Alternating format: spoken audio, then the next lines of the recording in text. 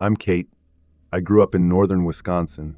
You can't go to the grocery store without bumping into at least three people who want to ask how your parents are doing.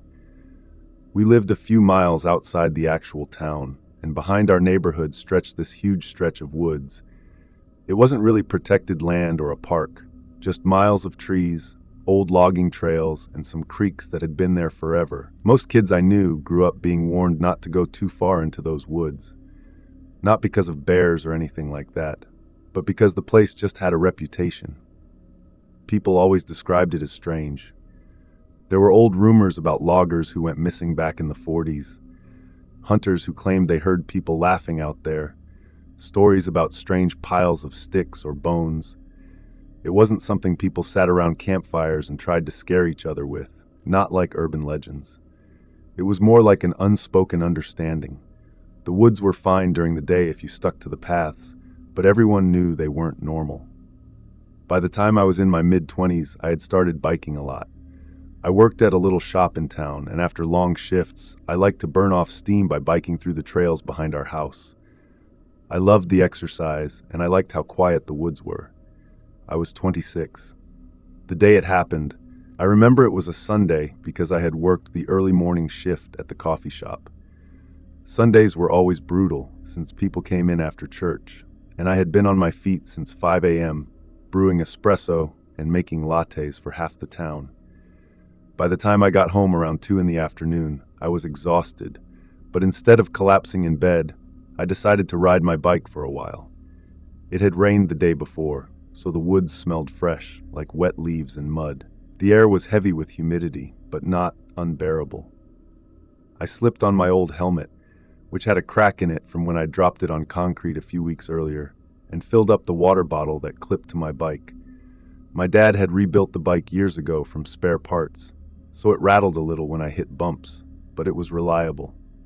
I set out on the gravel road that led into the trailhead. The road was mostly empty, just a few pickup trucks parked at odd angles from people who were probably fishing down at the creek. When I pedaled into the actual woods, it was cooler, shaded, with little patches of sunlight breaking through the canopy above. At first, it was completely normal. The path curved and wound deeper into the woods, past areas where the underbrush was thick and spots where it opened into clearings. There were random signs nailed to trees from years ago. Things like private property or no hunting, half rotted, tilted at strange angles. Every now and then, I passed beer cans crushed into the dirt, evidence of teenagers who had probably come here to drink. Around 3 miles in, I slowed down to sip water. The weird feeling started when I reached this long stretch of trail that ran almost perfectly straight. On both sides, the trees were packed tight, so it felt like a hallway of green closing in on me. The air seemed heavier there, like the humidity had suddenly doubled, and I caught myself pedaling faster just to get through it. As I pushed forward, I caught movement up ahead, like 30 or 40 yards in front of me. I thought it was just another biker or a hiker crouched down. The figure was low to the ground, moving toward the edge of the trail. I slowed down, my first instinct being not to run into somebody, but the longer I looked, the less it made sense. The thing wasn't crouching, it was crawling. Its arms were stretched out in front of it, long, way too long for a person. They bent at strange angles, elbows jutting out sharp like sticks. Its legs dragged behind it, almost like they were weak or not working right, and yet it moved quickly, pulling itself along the dirt with unsettling speed. My first thought was injured person, maybe a homeless guy or someone strung out, but as I coasted closer, details sharpened. Its arms didn't just look long, they were unnatural, hanging at least down past where its knees would have been if it had stood up. The skin was pale, grayish almost, and the hands spread wide with long crooked fingers that dug into the dirt as it pulled forward. Its head turned slightly, enough for me to catch its face. I don't even know how to explain it without sounding insane. It was human, but wrong. The face was too weird, like stretched too tight over the skull, the features exaggerated, almost cartoonish. The eyes were wide open, glassy, too big, and the mouth hung slack like it didn't know how to close it properly. For a second I convinced myself it was a mask, some kind of prank, but the way the mouth twitched, the way the jaw seemed to stutter as it opened and closed slightly, it was alive. The creature, or man, or whatever it was, didn't look at me directly. It kept dragging itself across the trail toward the tree line, disappearing into the shadows of the underbrush. The movement was almost insect-like, jerky and wrong, arms pulling, legs dragging, head twitching slightly as if it was sniffing or searching. I stopped pedaling, just coasting silently, trying not to breathe too loudly. For a split second, I thought about calling out, asking if they needed help, but the words caught in my throat. Deep down, I knew I wasn't looking at someone who needed help. I was looking at something I shouldn't have been seeing at all. When the last bit of its body slipped into the thick trees, I finally snapped back. I spun the bike so fast, the back tire skidded out in the dirt, and I pedaled harder than I think I ever have in my life. My legs burned, my lungs felt like they were going to explode, but I didn't stop until I burst out of the woods back into sunlight and gravel. I didn't even realize I was crying until I felt the sweat and tears mixing down my face. I rode straight home, dropped the bike in the yard, and locked myself in the bathroom just to calm down. My shirt was soaked. I could barely twist the faucet handle. The thing that haunts me the most isn't just the way it looked. It's the way it moved. Like it wasn't pretending to be human, but also wasn't completely separate from being human either. Something in between. Something that didn't belong crawling across a bike path on a summer afternoon. I'm not going to say exactly where this happened. It's one of those things I don't even like bringing up out loud. I'll just say it was a couple summers ago, middle of July, out in a part of the country people already kind of whisper about. Folks around there talk about weird sightings, strange noises, all that. We weren't really paranormal investigators. We were just four friends wanting to get away for a bit and picked that spot because the rental was cheap and we thought it'd be funny to stay somewhere people said was haunted.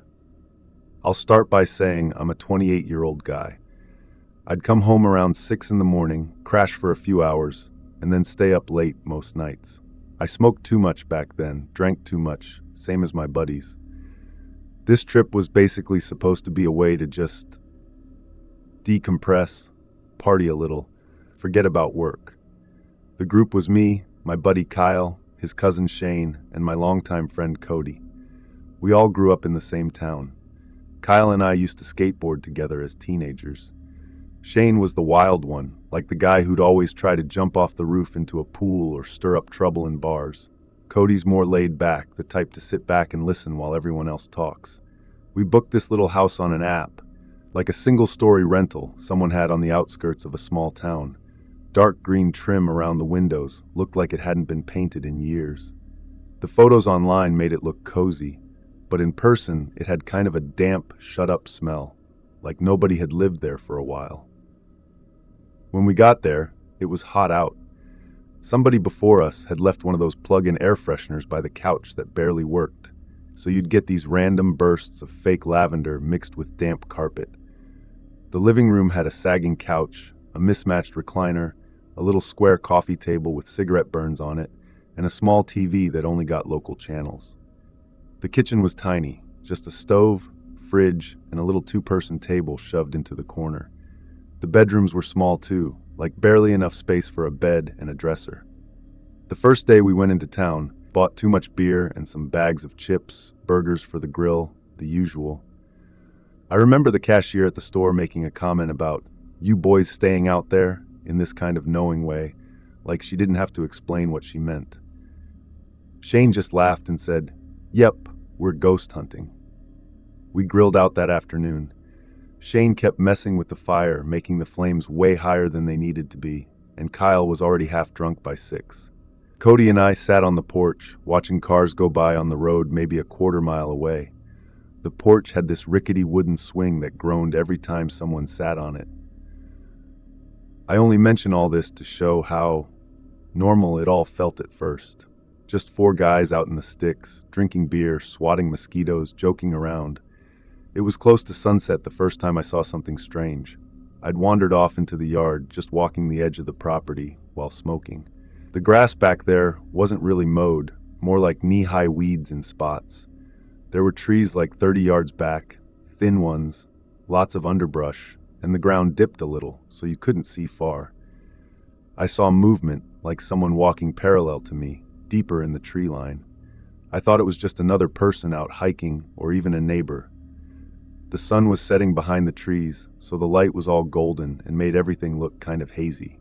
The weird part, and maybe my brain filled this in wrong, I don't know, but I swear the figure didn't have arms or legs. It looked like a person's torso just kind of sliding between the trees. No swinging arms, no step movement, just this upright shape gliding along. I was thinking, that's weird, but I didn't feel scared right then. I figured I was tired from the drive or the beers were hitting me. I finished my smoke, went back to the porch, and didn't say anything about it. Later that night, we were all drinking in the living room. The windows were open, no AC, just two little fans going. Shane put on some random local radio station that only half came in, static mixed with country music. Around 11, Cody and I stepped out back to smoke. The night was dead quiet, except for crickets. No breeze at all. The trees back there just sat like a black wall. While Cody was telling me some story about his boss, I caught sight of the same figure moving in the distance, same area as before. This time I knew I wasn't just tipsy. It was too clear. The torso-shaped thing moved behind a clump of trees, then reappeared, but the spacing didn't make sense. It was like it skipped a few feet. I was trying not to stare too obviously. Cody didn't notice a thing. He was focused on flicking his ash into an empty beer can. I eventually said, "Let's head back in," and he shrugged and followed. I didn't tell anyone what I saw. Later, when everyone crashed, I had the small bedroom by the kitchen. The sheets smelled like old detergent, and there was a faint stain on the ceiling that looked like a water leak. I fell asleep with the fan buzzing. Sometime in the night, a scream ripped through the house. I sat straight up, heart pounding. It was Kyle. We all stumbled into his room at once. Me, Shane, and Cody. Kyle was standing by the window, pale and shaking, pointing. There was a guy, naked, right outside the glass. His voice cracked. The window was open, screen in place, but when we looked there was nothing outside except the yard fading into the woods. The ground under the window was just dirt and weeds, no footprints we could see in the dark. We tried calming him down, Shane even making jokes, but Kyle swore on everything he saw a naked man staring in at him. He said the guy's face was blank, like no expression at all. We sat up for a while after that, the four of us in the living room with the lights on, finishing off what beer was left. Nobody admitted being scared, but nobody wanted to be alone either. Eventually, exhaustion won out. We all drifted back to bed, though I don't think any of us slept well. By morning, the mood was shot. Nobody wanted to stay another night. We cleaned up quick, shoved everything into the car, and left. I never told the others about what I saw in the trees. To this day, I'm not sure if it connects to what Kyle saw at the window, or if it was just my brain playing tricks. But I can still picture it perfectly. That armless, legless shape sliding through the trees like it wasn't even touching the ground. I'm not much of a writer, so forgive me if this comes across kind of jumbled. I'm just going to tell it the way I remember it. I was in my late 20s. I was renting a small house at the time, in a kind of a quiet neighborhood. Not like fancy suburban quiet. The houses are all different styles because they were built at different times. Mine was kind of a dull beige, with a chain link fence around the front yard, and this big oak tree that leaned toward the street like it was tired. The rent was cheap, which was the main reason I took it, and it was only about a 15-minute drive from my job. I was working nights then, so my hours were all over the place. I didn't have roommates, just me and my dog, Rosie. She was already kind of old by then, a slow-moving little thing who mostly liked to sleep in the corner of the living room. She was never much of a barker, except when the mailman came or if another dog passed by. That's important to mention because she barely made a sound during all of this, and that still freaks me out to this day. Life back then was pretty boring, to be honest. My routine was work, grab some fast food, or make something when I got home. On my days off, I'd sleep too late and feel groggy. I wasn't very social then. I had some friends, but I didn't hang out much. Most of my family lived out of state, so I was mostly on my own. The whole thing started with these dreams. I've had weird dreams before. but these were different. They felt so real that even now, I can remember the exact details like it just happened last week. The first one came on some random Tuesday night. I had gotten home from work, ate some pizza, and crashed on the couch because I was too lazy to walk to my bed. In the dream, I opened my eyes, and there was a face right above mine. It was close enough that I could feel the breath on my lips. The face didn't belong to anyone I recognized. It was pale, with these dark, hollow-looking eyes that didn't blink. The skin looked creepy, like the way paper gets when it's soaked and then dried. It wrinkles in weird ways. The mouth was slightly open, and the breathing was slow but heavy, like someone with a chest cold. It wasn't loud, but it felt like it rattled inside my head. I woke up gasping, my heart pounding. The room was pitch black, and I remember fumbling for the lamp on the end table and knocking over a glass of water. Rosie was curled up across the room, looking at me like I just shouted at her. I sat there for a while. It was just a nightmare. The second dream came 2 nights later. Same thing, me opening my eyes and finding that face above me. But this time it wasn't in bed. In the dream, I was sitting at the kitchen table, half asleep with a bowl of cereal in front of me, and the face leaned in like it had been waiting for me to look up. Same eyes, same pale skin, same breathing. The third time was worse. This one, I was in the shower. I dreamt that I was rinsing shampoo from my hair, eyes closed, and when I opened them, that face was pressed against the glass of the shower door.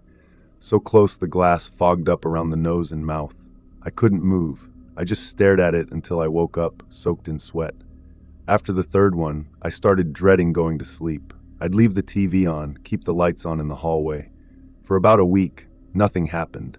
Just normal nights of tossing and turning. I almost convinced myself it was stress or my work schedule messing with my sleep. And then, the night happened. It was a little after 3 in the morning. I woke up to this scream, a drawn-out, blood-curdling scream that ripped me out of sleep instantly. Makes your body react before your brain can.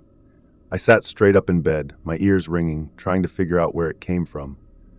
Rosie didn't make a sound. She just lay there with her head up, ears perked but not barking. That made me more uneasy, honestly. I told myself I'd dreamed it, but I was fully awake now. Staring around my dark room. My bedroom had one of those old ceiling fans with a pull chain, and the shadow of it stretched across the wall.